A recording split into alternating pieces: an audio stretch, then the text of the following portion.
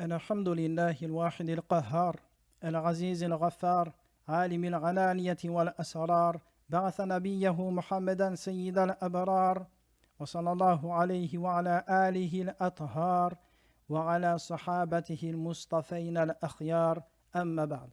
Nous voici à la 36e et dernière leçon de notre étude du chapitre des ventes. Alors sachez que je n'ai pas abordé tous les sujets relatifs au chapitre des ventes. Effectivement, il existe d'autres chapitres inclus dans le chapitre des ventes que je n'ai pas abordé. J'ai seulement choisi les chapitres les plus opportuns, les plus récurrents et ceux dont la communauté francophone a le plus besoin. Dans la leçon du jour, nous allons aborder le chapitre de Al-Luqata, les objets trouvés. Chapitre des objets trouvés et du bétail égaré. Alors généralement, les jurisconsultes intègrent le chapitre du bétail égaré dans le chapitre des objets trouvés. Pourquoi? Car les règles sont similaires. Alors les objets trouvés, Al-Luqata en arabe, quant au bétail égaré, on dit Ad-Dalla.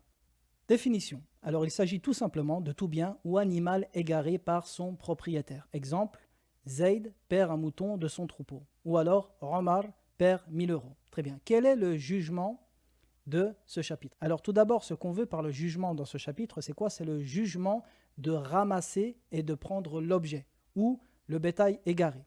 Quel est le jugement de cela? Quelles sont les règles qui en découlent? Alors sachez que le jugement peut varier. Cela peut être interdit dans certains cas, obligatoire dans d'autres et surérogatoire dans d'autres cas. Et nous allons détailler cela. Alors ce chapitre repose principalement sur un grand hadith rapporté par Zayd ibn Khalid al-Juhani radiyallahu anhu. Mais il existe également d'autres hadiths qui sont des fondements pour le chapitre de Al-Luqata, desquels les règles principales ont été puisées, tirées. Alors dans ce hadith, Zayd ibn Khalid al-Juhani rapporte que un homme vint au prophète alayhi salatu wa salam et le questionna sur les objets trouvés. Le prophète sallallahu alayhi wa sallam dit alors: connais son contenu et son contenant, puis annonce que tu l'as trouvé pendant 1 an. Et si son propriétaire ne se manifeste pas, tu peux en disposer. Alors ce qu'il veut ici alayhi salatu wa salam par son contenu et son contenant, c'est-à-dire ses caractéristiques, que tu sois capable de connaître les caractéristiques de l'objet trouvé, ceci important comme on va le voir. L'homme dit ensuite: et qu'en est-il des brebis égarées?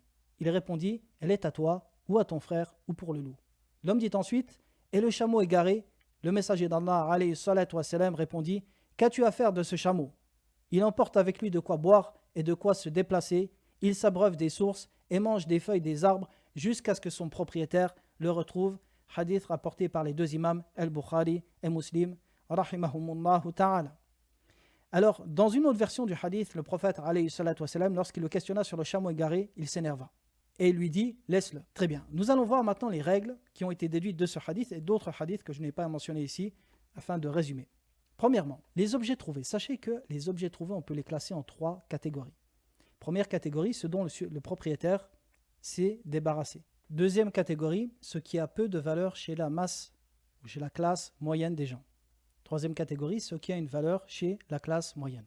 Alors ici, il est important de mentionner que ce qu'on veut par la classe moyenne, c'est ceux qui ne sont pas riches et ceux qui ne sont pas pauvres. Pourquoi? Car ici, pour définir si un objet a une valeur chez la majorité des gens, il faut prendre en compte leur moyenne. Pourquoi? Car une personne très riche peut ne donner aucune valeur à des choses qui ont une valeur chez la majorité des gens.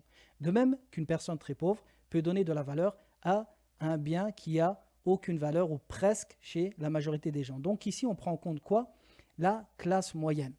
Et la valeur d'une chose chez cette classe moyenne diffère d'un pays à un autre. Il se peut qu'un objet ou une denrée soit extrêmement répandue dans un pays ou dans une région et très rare dans une autre. Donc il est important de prendre en compte ici quoi? El-urf, la coutume et l'usage et l'état du peuple dans lequel on vit. De même qu'il se peut que cette valeur diffère d'une époque à une autre. À telle époque, il peut y avoir une denrée qui est plus abondante qu'en période de disette et ainsi de suite. Donc on prend en compte cela.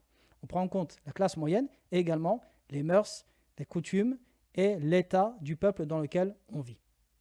Alors la première catégorie et la deuxième, donc ce dont le propriétaire s'est débarrassé est ce qui a peu de valeur chez la classe moyenne. Quel est le jugement de ramasser ces choses-là? Eh bien le jugement, c'est qu'il est permis de les ramasser et de les posséder. Alors le premier cas, on peut mentionner en exemple une personne par exemple qui se débarrasse d'un meuble, un meuble qui est ancien, qui est un peu cassé, il le laisse dans la rue. Une personne passe, en voyant ce meuble dans la rue, elle sait pertinemment que la personne souhaite se débarrasser de ce meuble. Eh bien, il lui est permis de le prendre, à condition qu'elle soit sûre que la personne souhaite s'en débarrasser. On peut mentionner un exemple pour le deuxième cas, une personne qui perdrait un stylo, 1 euro ou même 5 euros peut-être, une fourchette, une baguette et ainsi de suite, donc une chose sans trop de valeur chez la classe moyenne des gens, eh bien ici, il est permis de le ramasser et le posséder. Alors les savants mentionnent que pour déterminer ce qui a une valeur ou pas chez la masse, chez la classe moyenne des gens, il faut regarder si cette personne la perdait, est-ce qu'elle reviendrait sur ses pas pour aller le chercher, pour chercher cet objet. Admettons, une personne perd un stylo. Est-ce que cette personne va revenir faire le trajet qu'elle a fait dans la journée afin de retrouver ce stylo? Dans l'immense majorité des cas, elle ne le fera pas. Pourquoi? Car c'est une chose sans grande valeur. D'accord? Donc on peut déterminer une chose qui a de la valeur chez les gens par rapport à ça. Par contre, une personne qui perdrait 100 euros, eh bien il y a de grandes chances qu'une personne dans la classe moyenne revienne sur ses pas et cherche cet argent. Ce qui ne serait pas le cas pour 1 euro, peut-être même pour 5 euros. D'accord? Donc c'est comme ça qu'on peut définir si l'objet est considéré comme étant de valeur chez la classe moyenne. Très bien. Parlons maintenant du troisième cas. Ce qui a une valeur chez la classe moyenne. Alors ici, il y a des règles.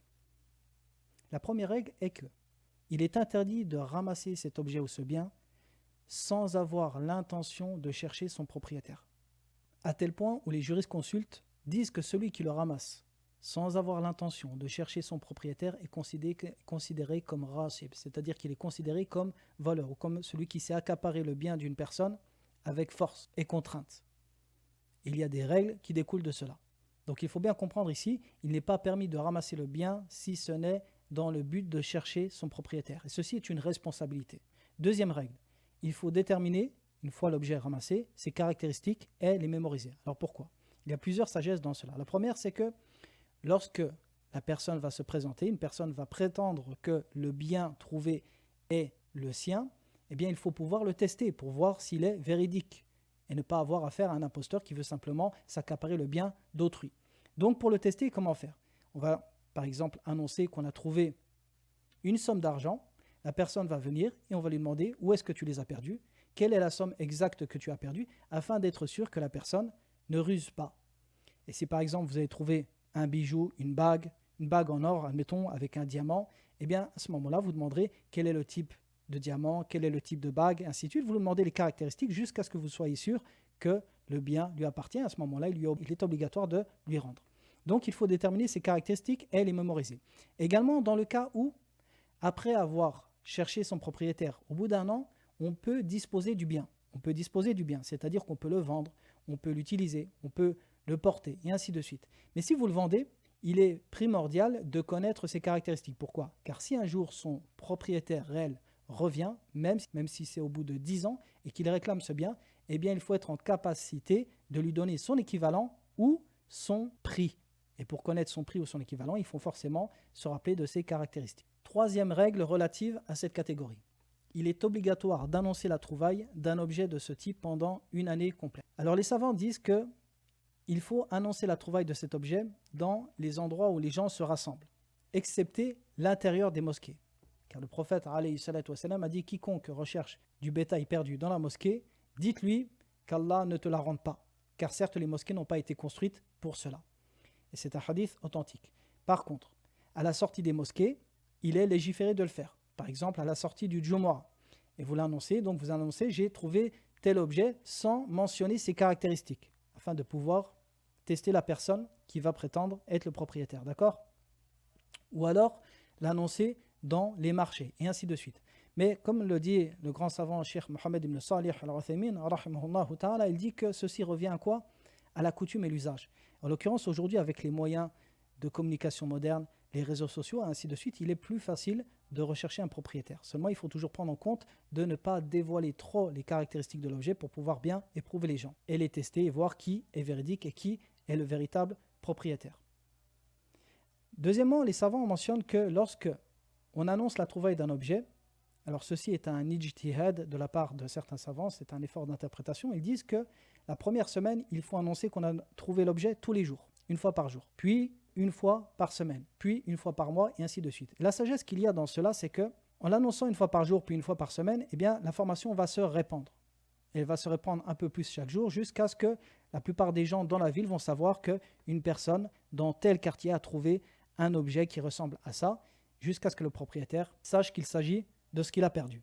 Mais en l'occurrence ici, comme le dit Cheikh Mohammed ibn Salih al-Uthaymin, encore une fois, ceci revient à la coutume et l'usage. Donc ici, il n'y a pas de mal à employer les réseaux sociaux, les WhatsApp ou les groupes qui sont propres à telle ou telle ville dans laquelle l'objet a été trouvé. Quatrième règle relative à cette catégorie, si le propriétaire ne se manifeste pas, il devient la possession du ramasseur. C'est-à-dire l'objet devient la possession de celui qui l'a trouvé. D'accord ? Est-ce que c'est une possession complète ou restreinte ? C'est une possession restreinte, ce qui veut dire que la personne peut en disposer, elle peut le vendre, elle peut le donner, elle peut le porter. Mais si son propriétaire se manifeste un jour, même au bout de 10 ans, eh bien, il devra lui rendre le bien s'il existe toujours, ou son équivalent, ou son prix, comme ceci est venu dans un hadith authentique. Le prophète alayhi salatu wassalam a dit, et si un jour son propriétaire vient, alors donne-lui, rends-lui. Donc voici les 4 règles à respecter lorsqu'on trouve un objet de valeur. Si on le ramasse, il faut obligatoirement avoir l'intention de chercher son propriétaire. Ensuite, il faut connaître ses caractéristiques, les préserver et s'en rappeler. Troisièmement, il faut ensuite annoncer la trouvaille de cet objet. Et dernièrement, attendre 1 an avant de pouvoir en profiter et savoir que cette possession reste restreinte par le fait que son propriétaire ne se manifeste jamais. Très bien, parlons maintenant du bétail égaré. Alors le bétail égaré également, on peut le classer en 3 catégories. La première catégorie, c'est une bête dont on sait que le propriétaire veut se débarrasser. Une bête qu'un propriétaire aurait abandonnée volontairement, et après il faut avoir la certitude que c'est le cas. Et bien dans ce cas-là, on peut en disposer. Mais sinon, j'ai classé donc le bétail égaré en 2 grandes catégories. Première catégorie, ce qui est une proie vulnérable pour les petits animaux féroces. Alors ce qu'on entend ici par les animaux féroces de petite taille, c'est par exemple les chiens errants, les hyènes, le loup, le renard. Et ne rentre pas dans cette catégorie forcément le lion, le guépard et le tigre. Pourquoi ? Car peu d'animaux peuvent se défendre face à ce type d'animal féroce. D'accord ? Donc on parle ici d'animaux où certains types de bétail peuvent se défendre ou fuir face à eux. D'accord ? Donc la première catégorie, ce qui est une proie vulnérable pour les animaux féroces de petite taille. Deuxième catégorie, ce qui peut se défendre face aux animaux féroces de petite taille. D'accord ? Se défendre ou alors fuir, qui a la capacité, donc, dans beaucoup de cas, de réchapper à la mort et aux attaques de ces animaux. On peut donner un exemple dans ce qui est vulnérable face à ces animaux féroces, le mouton, la chèvre, la brebis. Et ce qui peut se défendre face à ces animaux, on peut mentionner le chameau, la gazelle ou d'autres animaux encore. Alors le premier cas, ce qui peut se défendre face aux animaux féroces de petite taille, eh bien sachez qu'il est strictement interdit de prendre ce type de bétail et de le recueillir, même dans le but de rechercher son propriétaire. Et ceci conformément au hadith de Zayd ibn Khalid qu'on a mentionné précédemment. Lorsque le prophète alayhi salatu wassalam a répondu à la question de « Qu'en est-il du chameau ?» Il lui a dit « Qu'as-tu et ce chameau ? Que veux-tu faire de ce chameau ?» Et ce qui est voulu ici, c'est donc des animaux du bétail qui est capable de se défendre face aux animaux féroces de petite taille. Donc le prophète alayhi salatu wassalam lui a interdit de prendre ce type de bétail, excepté dans 2 cas. Les savants mentionnent 2 exceptions. Quelles sont-elles ? La première, c'est le cas où on connaît le propriétaire.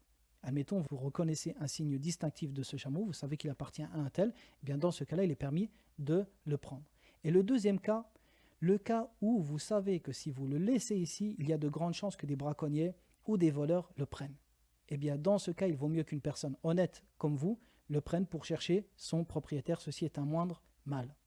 La deuxième catégorie, donc, le bétail qui est une proie vulnérable face aux animaux féroces de petite taille. Alors, quelles sont les règles relatives à cela ? Premièrement, il est permis de prendre ce bétail à condition de rechercher son propriétaire. D'accord ? Donc ici, le jugement est le même que les objets qui ont une valeur chez la classe moyenne. Deuxièmement, vu ici qu'il s'agit d'un animal à entretenir, eh bien, le ramasseur doit entretenir l'animal. Il va l'entretenir à ses frais, mais le propriétaire, lorsqu'il va venir rechercher son animal, devra rembourser les frais d'entretien, obligatoirement, sauf si la personne qui l'a ramassé et l'a entretenu lui en fait grâce. Mais sinon, il est obligatoire au propriétaire de rembourser. Troisième règle, dans le cas où les frais d'entretien coûtent plus cher que la bête. Alors admettons que la personne entretienne le mouton et au bout de 2 mois, le propriétaire ne s'est pas manifesté.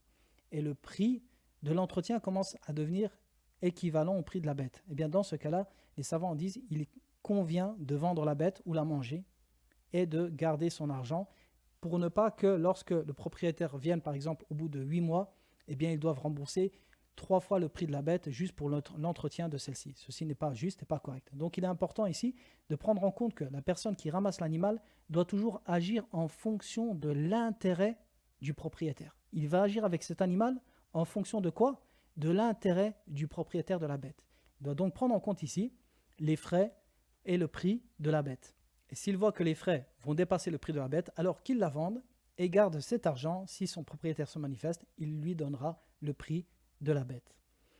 Dernièrement, on peut mentionner que les objets trouvés dans la ville de la Mecque, il est exclusivement interdit de les ramasser et de les posséder. Une personne qui ramasse un objet trouvé, excepté pour rechercher le propriétaire.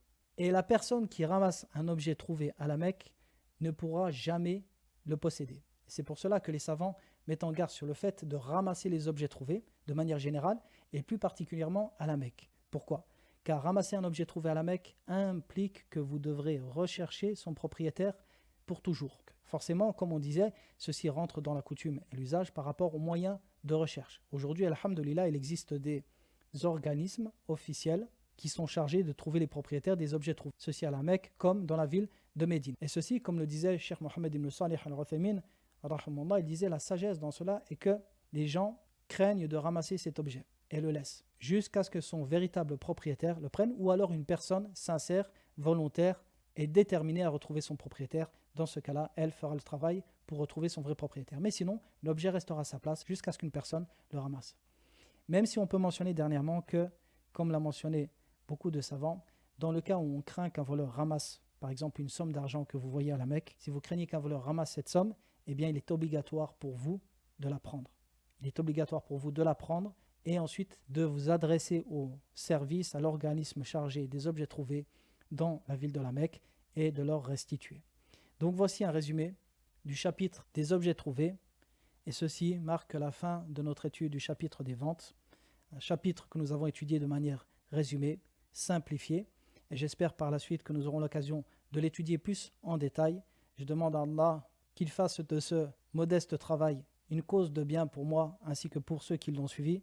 أسأل الله تعالى أن ينفع به وأن يوفقني وإياكم إلى الصراط المستقيم وأن يتوفاني على الهدى والسنة وصلى الله على نبينا محمد وعلى آله وصحبه وسلم وآخر دعوانا أن الحمد لله رب العالمين.